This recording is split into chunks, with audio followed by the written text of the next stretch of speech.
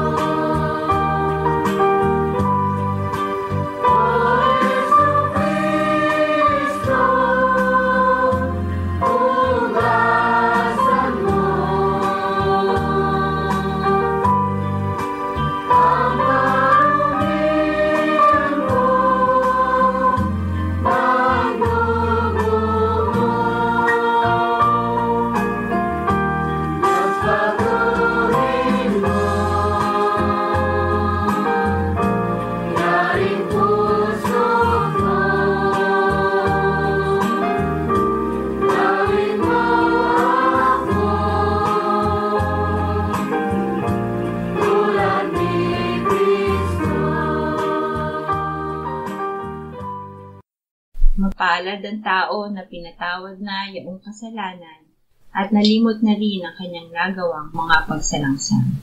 Mapalad ang taong sa harap ng Panginoon ay di na pinararatangan ng kasalanan, dahilan sa siya ay hindi nanlilinlang. Noong hindi ko pa naipahahayag yaring kasalanan, sa buong maghapon ako'y nananangis sa matinding lumbay. Sa araw at gabi, bigat na kamay mo ang nararamdaman, ano pa't wala nang nalalabi akong lakas sa katawan. Hamog ang kaparis na dagling na tuyo sa sikat ng araw. Ako ay lumapit sa iyong harapan at salay inamin ang aking nagawang mga pagsalangsang, di ko inilihim. Pinagpasyahan kong ang lahat ng ito sa iyo'y idaing, at aking natamo ang iyong patawad sa sala kong angkin. Mga minamahal, sinasabi sa unang Juan, Kabanatang 1, Talatang 9, kung ipinahahayag natin ang ating mga kasalanan, maaasahan nating ipatatawad sa atin ng Diyos ang mga ito, at lilinisin tayo sa lahat ng ating kasamaan, sapagkat siya'y tapat at matuwid. Salamat sa iyo, O Diyos. Pinatunayan mo ang iyong pag-ibig sa amin nang si Kristo ay namatay para sa amin noong kami mga makasalanan pa.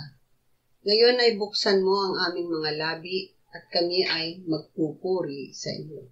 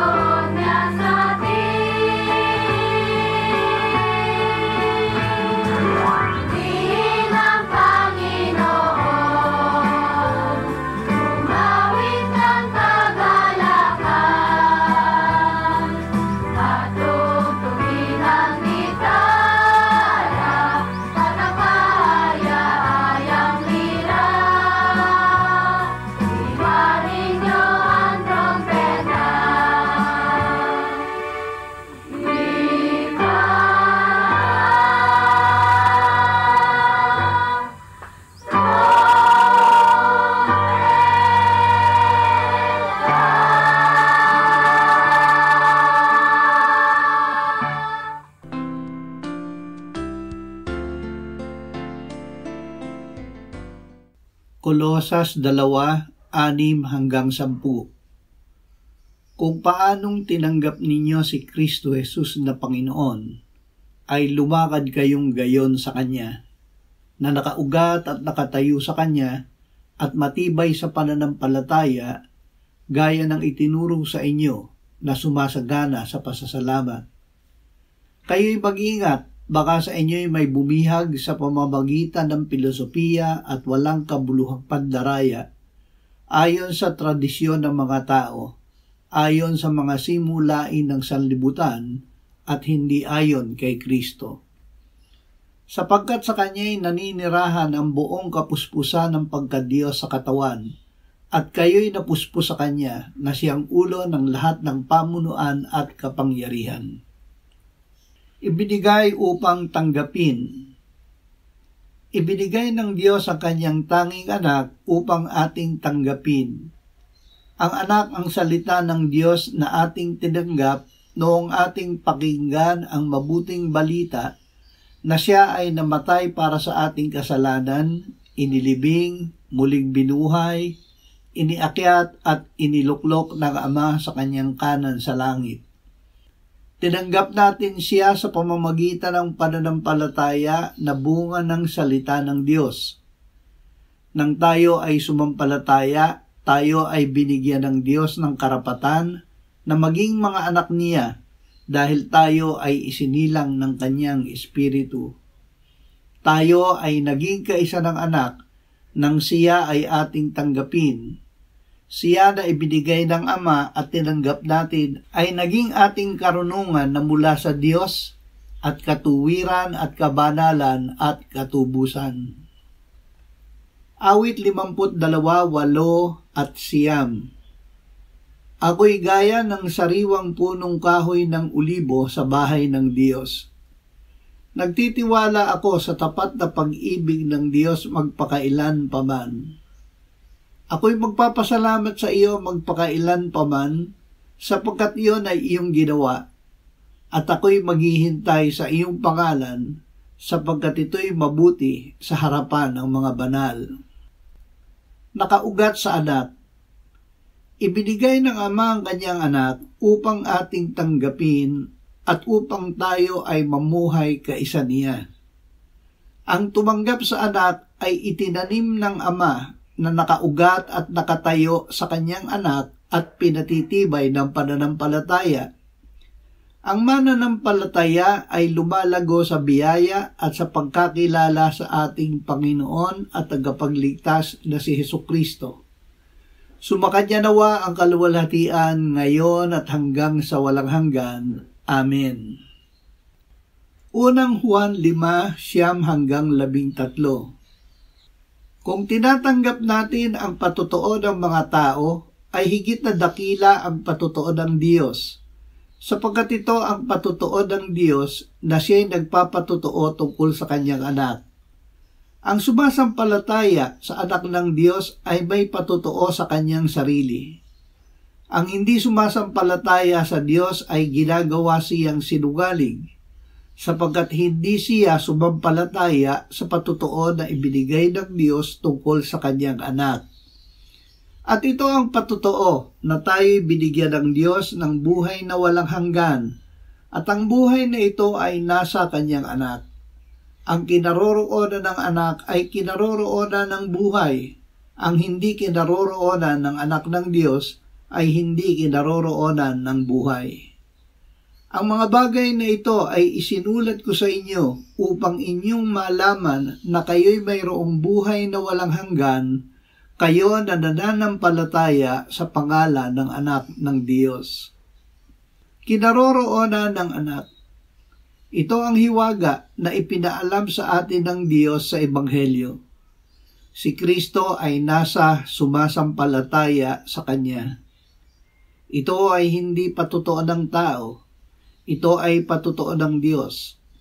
Ang mananampalataya ay binigyan ng Diyos ng buhay na walang hanggan dahil ang anak ay nananahan sa Kanya sa pamamagitan ng Espiritu Santo. Ang pinananahanan ng anak ay pinananahanan ng kanyang buhay na walang hanggan. Juan 15:4-8. Kayo'y manatili sa akin at ako'y sa inyo. Gaya ng sanga na hindi magbubunga buhat sa kanyang sarili, malibang nakakabit sa puno, gayon din naman kayo, malibang kayo'y manatili sa akin. Ako ang puno ng ubas, kayo ang mga sanga. Ang nananatili sa akin at ako'y sa kanya ay siyang nagbubunga ng marami. Sapagkat kung kayo'y hiwalay sa akin ay wala kayong magagawa.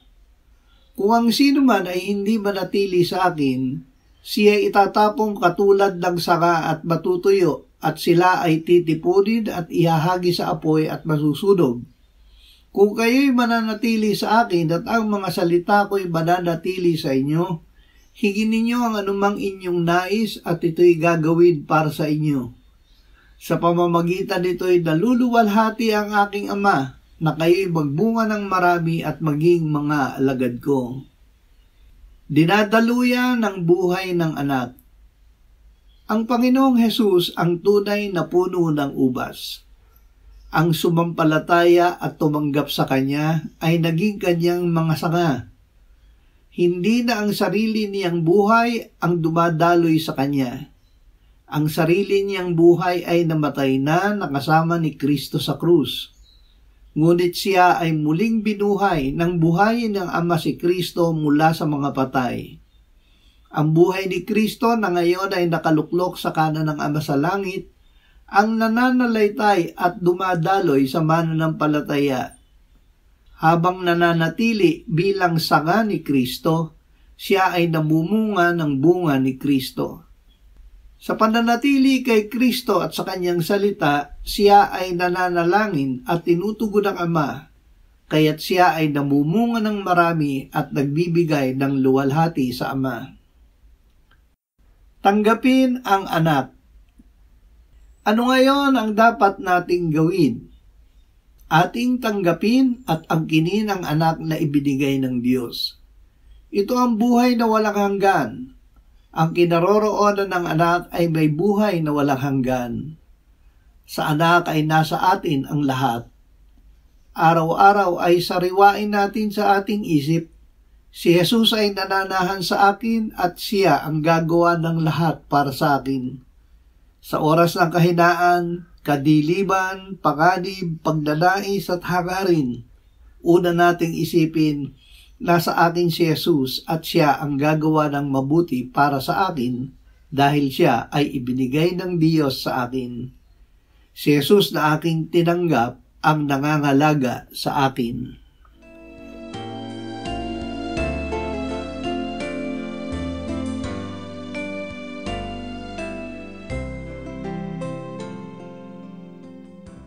Manalangin tayo. Panginoong Jesus, sinabi mo, malibang kainin ninyo ang laman ng anak ng tao at inumin ang kanyang dugo, kayo ay walang buhay sa inyo. Ang sino mang kumakain ng aking laman at umiinom ng aking dugo ay may buhay na walang hanggan, at akin siyang muling bubuhayin sa huling araw. Sapagkat ang aking laman ay tunay na pagkain at ang aking dugo ay tunay na inumin.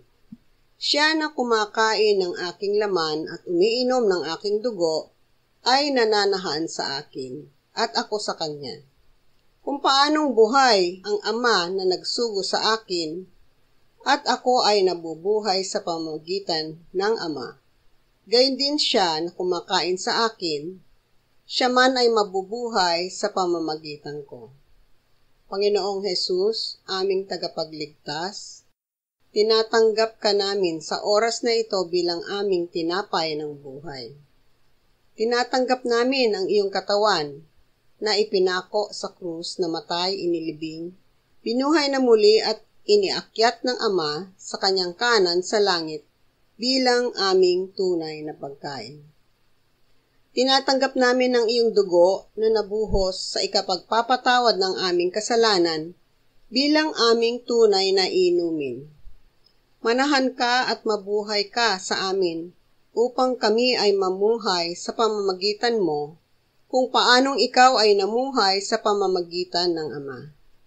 Salamat, Ama. Salamat dahil kay Kristo. Kami ngayon ay nakapamumuhay kasama mo kaisa ng Espiritu Santo. Sa iyo ang lahat ng kaluwalhatian ngayon at magpakailanman. Amen.